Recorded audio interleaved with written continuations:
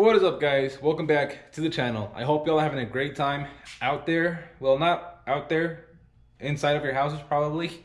I know that it's crazy, but anyways, I hope you're staying safe. I hope you're not bored out of your minds, and hopefully y'all are taking all this time to work on your trucks like I am. If you saw the last video, we replaced our power steering pump with the newer Super Duty style power steering pump, even though I still kept the van power steering pump. But anyways, today we're gonna do the second part of this swap, which is gonna be installing our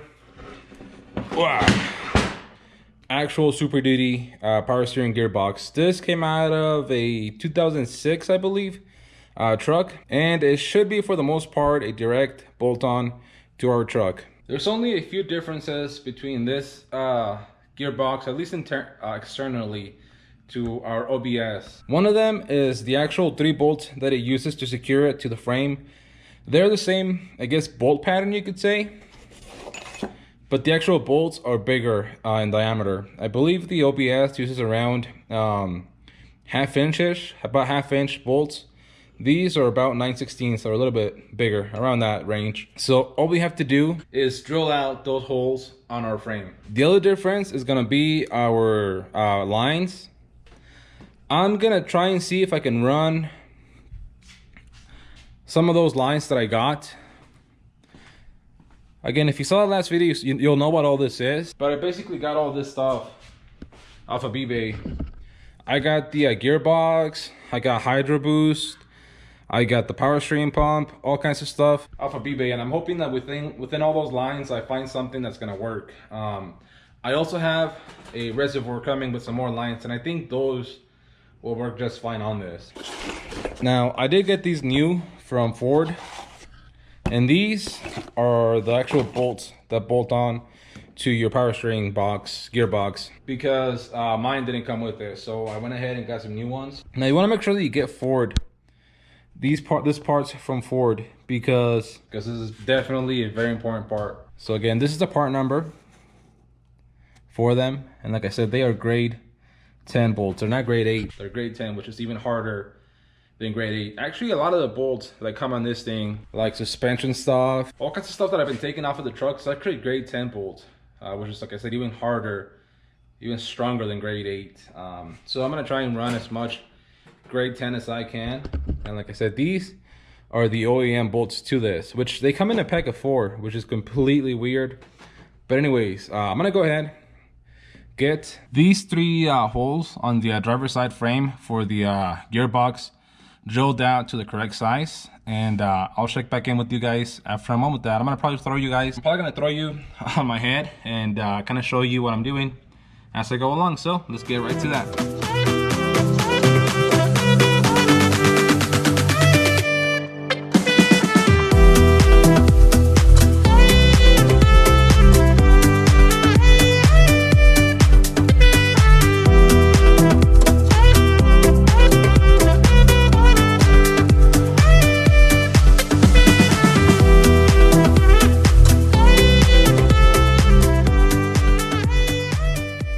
Okay guys, so as you saw, we got those holes drilled out to the correct size, which was about 9/16. Now, the cool thing is that you only have to do the outside. You don't have to worry about the inside. As you can see, they slide in, and they kind of...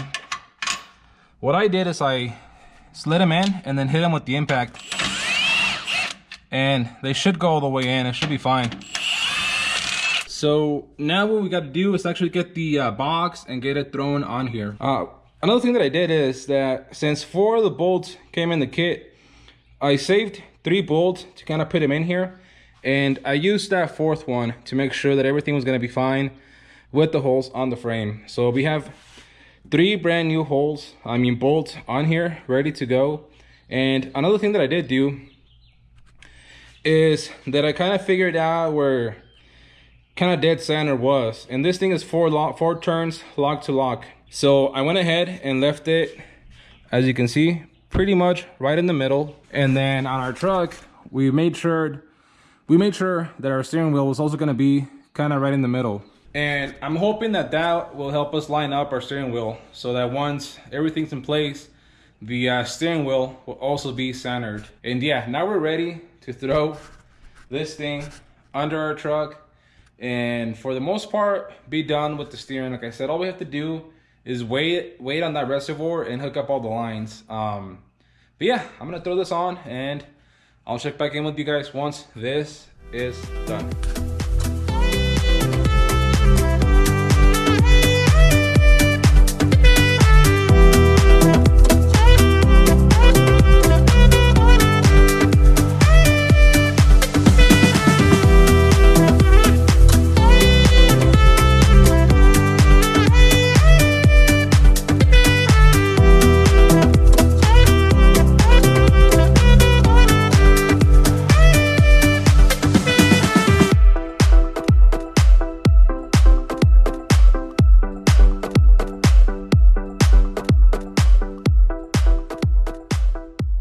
Okay guys, we got the gearbox completely in.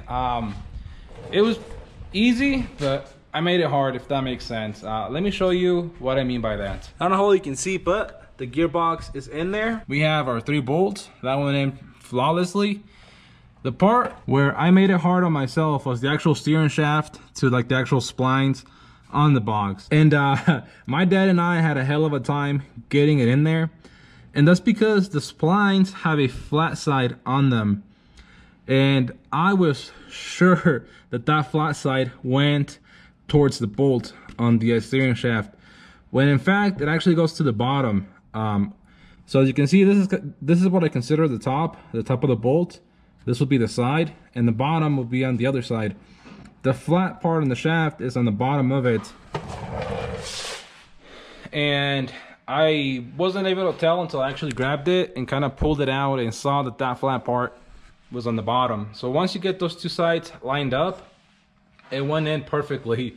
It actually slid right in. And now we got those bolts torqued, everything torqued, Loctited, and this should be good to go. Like I said, all we have to do is get the new lines, get the reservoir, get everything plumbed.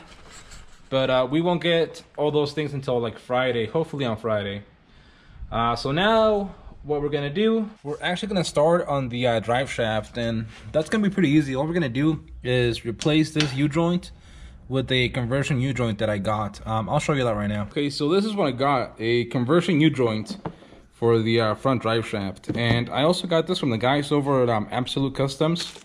They shipped it out with the rest of the stuff that I got from them. And this should allow us to run our drive shaft with these axles. Now, I'm not sure. I might have to shorten the axle about 1 inch. I'm hoping that I don't have to.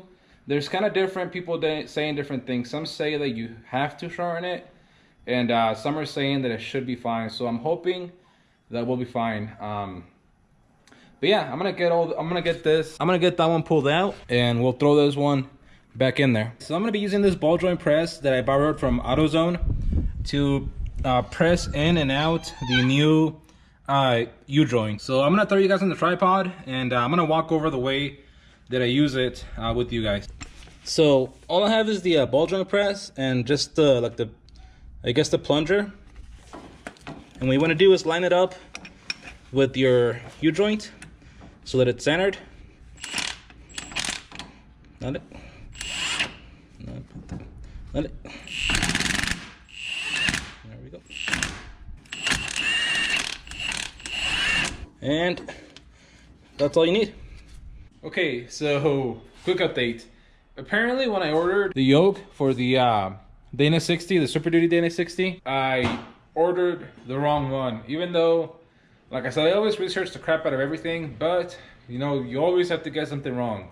And I got that wrong. So like on the conversion U-joint, I'm pretty sure that the smaller caps go to the OBS, and the larger caps should have gone to this thing. Now I messed up because both of these have the same size cap, which turns out to be like a 1330 from what I looked up, whereas the Super Duty I think had a 1350, and I think the OBS had a 1330 BC, I think. Don't quote me on any of that, because obviously I got it wrong once and I'll probably get it wrong again. But luckily But luckily I found this locally, so I went to the store, to AutoZone, picked this one up. It's just a Duralast, you know, it's really no big deal, but it is what the truck already had in it, and that thing, who knows for how long, had already been on there. So I think we'll be fine. If I would have bought another one of those, it would have cost me like 150 bucks or 130, 40. And this was only about 20 bucks. So it's much cheaper to go with this than buying a whole new yoke, even though it'd probably be the better thing to do. Also, another thing that I think I realized after I bought that yoke is that I could have just bought the yoke that the OBS axle had, or used that one on this one. Again, it's fine. I was gonna replace the U-joint anyways while I was doing it. But yeah, I'm gonna throw this back in there. So hopefully you'll be able to see this. We got the U-joint in place, and hopefully it'll work out the way that I wanted to. I definitely don't want to put in another U-joint. I hate doing U-joints, so I'm hoping that it'll work out with the axle. I checked everything out and it should be fine, but you know how things are. We definitely didn't get nearly as many things as I wanted to get done, but that's the way it is. You know that every time you have to run out to the store and get something, it takes up like an hour out of your day, and I had to run out to the store several times, which is never fun. Hopefully tomorrow though, I'll start working on actually installing the axle, so doing the radius arm mounts, putting the coil buckets, doing the track bar brackets, and we're this close to being done with this thing, guys. Also, today is Wednesday, so like I've been saying, we should get that reservoir on Friday, and as soon as we get that, we're also gonna get going on that steering system, because it's definitely a priority to me. You know, like I want to make sure that that's all sorted out before I throw the axles on, because I want to steer the truck. And also, I'm pretty sure I know what I'm going to end up going with for the Hydro Boost. All I have to do tonight is actually order the Hydro Boost, and we'll be good on that end. But yeah, like I said, that's going to be it for this video, guys. Thanks for watching. Check out the rest of the build. It should be somewhere over here. Check out the rest of the videos, you know, a few other videos that you might enjoy from the channel. Don't forget to subscribe as always. Leave a like, leave any comments, and we'll see you guys for the next one.